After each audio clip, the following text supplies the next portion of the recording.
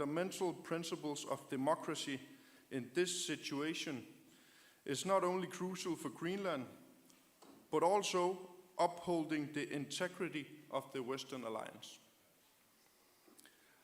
Our goal and wish is to continue a peaceful dialogue based on cooperation, with respect for our constitutional position, international law, the right to our country, and the right to self-determination. US political level representatives have met with our foreign ministers. They have agreed to initiate discussions in a high-level working group that will work towards finding solutions to the US interest in Greenland without compromising the integrity of the territory of the Kingdom of Denmark, our integrity and our right to self-determination. Greenland continues to take the security situation in the Arctic seriously. We have always been and remain dedicated to the NATO alliance as we seek to strengthen the security in the Arctic through important initiatives, including a more permanent NATO mission in Greenland and increased military presence and exercise activities. I believe that everyone who has set foot here in Greenland already know where we stand in this situation. But I will say it again just to be clear. Greenland chooses the Greenland we know today as part of the Kingdom of Denmark. We have developed our society, democracy, and country for many years under the framework of the Kingdom of Denmark and the NATO alliance. We have obtained self-rule, our right to self-determination within the framework. It must continue. You have all seen the demonstration here in Nuuk last Saturday against USA. It is not a demonstration against our long-lasting friendship or close cooperation. It is against disrespect for international rule of law, democracy, and our right to self-determination. One cannot question the voice of the people. To summarize, we choose the Kingdom of Denmark, we choose the EU, we choose NATO. This is not only a situation for Greenland and the Kingdom of Denmark, it's about the world order for all of us. To conclude, we Greenlanders are peaceful people, which also reflects our approach to the world around us, even though the world around us is very uncertain. We have and will continue to seek respectful dialogue through diplomacy and normal channels. Thank you. And now it's time for questions. First, CNN. Thank you very much. Nick Robertson from CNN. Is Greenland safe now from the threat of US ownership? If not, why not? And does Donald Trump, the United States, get anything more out of this agreement than he already had? And what are the details of that agreement? Thank you for the question. First of all, nobody else than Greenland and the Kingdom of Denmark have the mandate to make deals or agreements about Greenland and the Kingdom of Denmark without us. That's not going to happen. In terms of the deal there's been talking about, I don't know what's concrete in that deal either. But I know that we have now a high-level working group working on a solution for both parties. We have said from the beginning in Greenland, we have some red lines. We cannot cross the red lines. We have to respect our territorial integrity. We have to respect international law, sovereignty, We are ready to cooperate more in economics, in other areas, but that's something we have to talk about in mutual respect. In terms of wanting to own Greenland, your first question, until yesterday we couldn't rule out anything. As I hear it, the will to have Greenland, to own Greenland, was still a part of the rhetoric yesterday. But as I said, respectful dialogue through the right channels is what we have been seeking from the get-go, and I also feel that's the intention now from the other parties, and I'm happy for that. Thank you. AFP?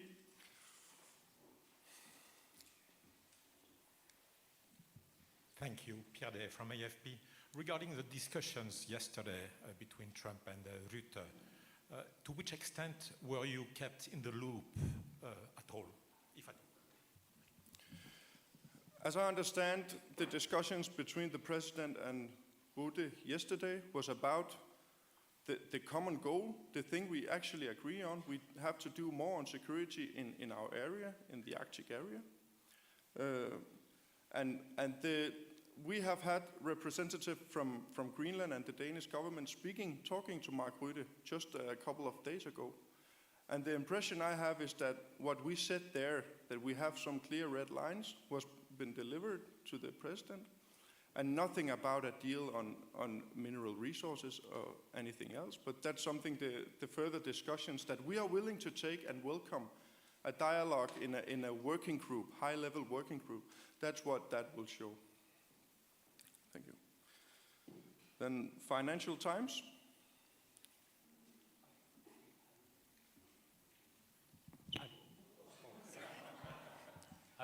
There's been some discussion about the US potentially trying to seek sovereignty over small pockets of Greenland, for example, at Pituffik. Is that something that you guys would consider, or is this a case of not 1 inch of Greenlandic land? Yeah. As I said, we are ready to discuss a lot of things, and we are ready to negotiate a better partnership and so on, but sovereignty is a red line.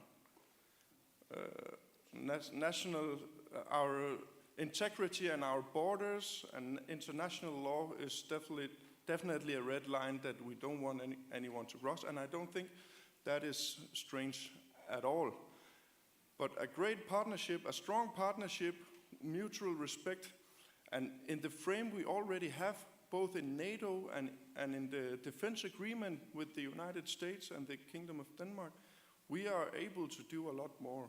So let's discuss that in a respectful way, and I think our partnership can be much stronger. Al Jazeera.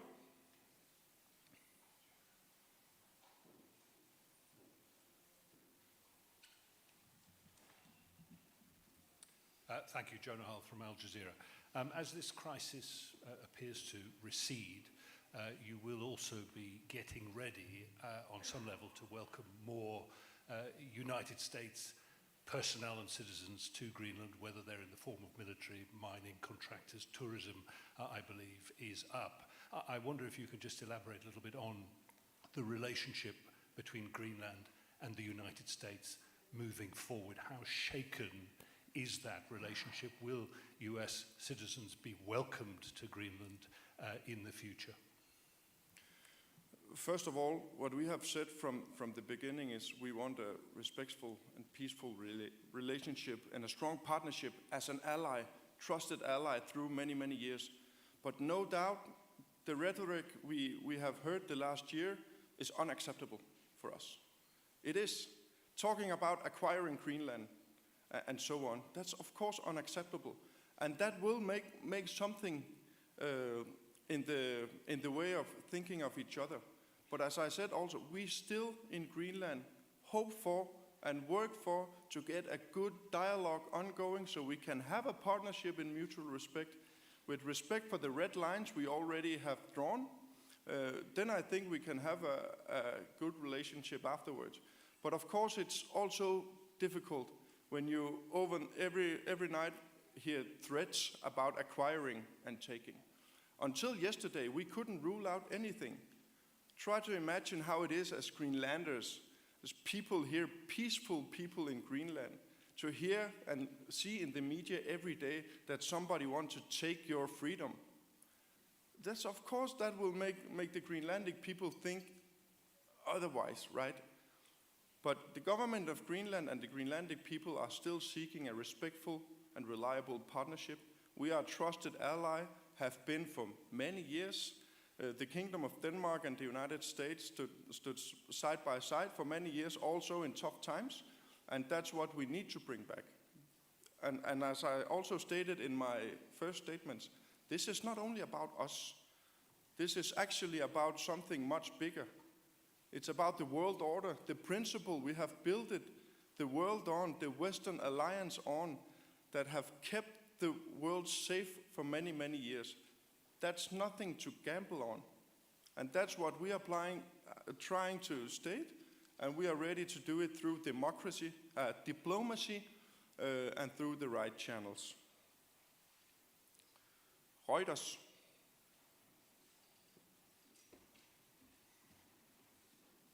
Thanks very much for taking my question. The Americans have also showed interest in Greenland's natural resources, minerals. Do you envision that as being part of a deal being struck with the Americans? And would you be willing to give the Americans preferred access to your critical minerals? Thank you. Thank you. First of all, again, I don't know what's in that deal. I think the discussion that we actually welcome in a future working group will address that. But in terms of cooperation with our resources, we know we have huge potential, and we have said from the beginning, let's have respectful conversations and talk about how we can strengthen the partnership also in terms of our mineral resources. No doubt in Greenland, if you want to exploit, you of course have to respect our legislation and our very high environmental standards, because that's a part of us, that's a part of our culture. But let's talk about it. If you just say you want something without talking about it using diplomacy and in a respectful manner, is of course it will be a tense partnership. But we are ready to talk. We are ready to discuss anything in mutual respect. And then we have some TVE Spain. Is that right? Yep.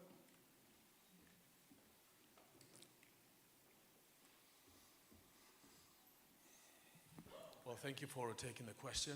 TVE Televisión Española, my name is Diego Arizpeleta. My question is, do you believe 100% the words by Mr. Trump that he's not going to take over Greenland by force? Thank you. Of course we have to believe what he says. Look, what I want to believe in is it's the frame of that made peace in the world for many, many, many years after some horrible times. What we want to believe is we are a close and beloved ally of the Western Alliance. And that's also what we have to believe. This is, as I said, this is about world order. This is about international law. This is about respecting territorial integrity. I believe that the world will not take that turn so drastically. I have to believe that, and I believe the Western Alliance, in a good partnership, can grow to be better. Also for the Greenlandic people and the Kingdom of Denmark. Politico.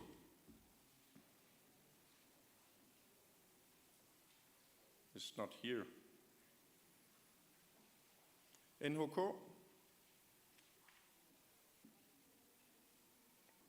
Hi, thank you. Emma Burrows from the Associated Press. There have been a lot of big statements, but I'm interested to know what information you have concretely that the Americans have raised specifically about what they want from Greenland in terms of bases and minerals. And are you concerned that this situation may actually go on until Trump leaves the White House?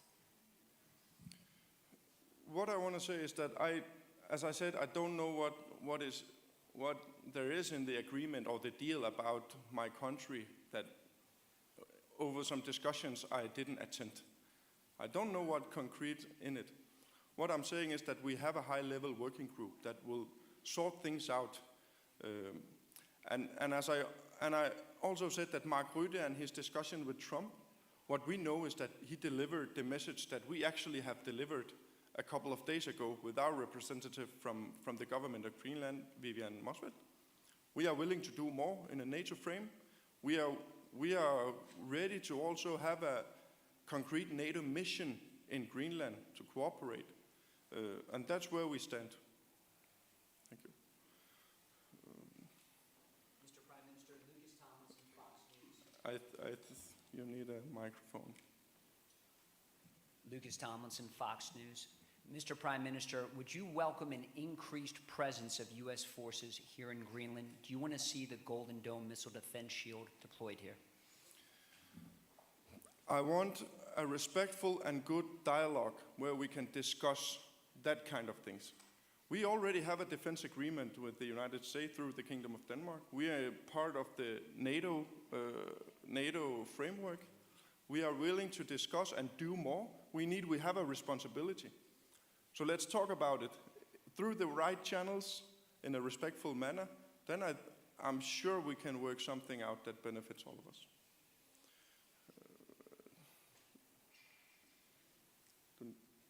Jens-Frederik Nielsen, tak. How do you view the fact that President Trump is no longer talking about taking over America?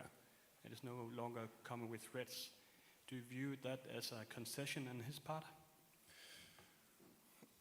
I mean, I'm glad and I'm happy that he stated what he did yesterday.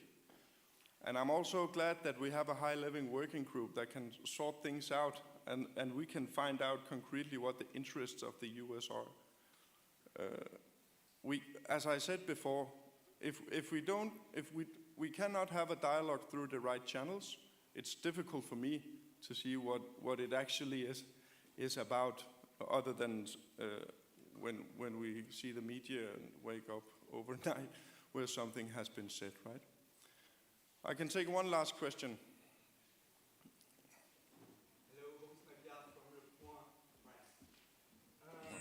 Started by thanking France and allies for their support. Are you expecting more troops and support from France and European friends? Thank you. Yeah, I am really happy for the support the Greenlandic people, Greenland and the Kingdom of Denmark have had this last year.